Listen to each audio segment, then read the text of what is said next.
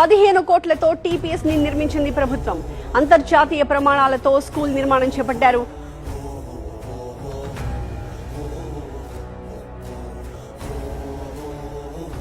Hitech హంగులతో భవనం, అత్యాధునిక సదుపాయాలతో విద్యా బోధన ఇవన్నీ ఉన్నాయంటే ఖచ్చితంగా కార్పొరేట్ స్కూలే అనుకుంటారు. కానీ ప్రభుత్వ పాఠశాలలో కూడా ఇవన్నీ ఉంటాయంటే నమ్ముతారా?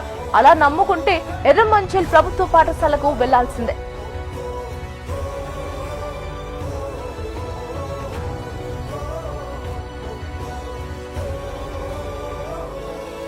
పాన్ ఇండియా సినిమా టికెట్ల కోసం ఎగబడినట్టు పాఠశాల అడ్మిషన్ల కోసం జనం ఎగబడిన దృశ్యం నల్గొండలోని బొట్టుగూడలో కనిపించింది.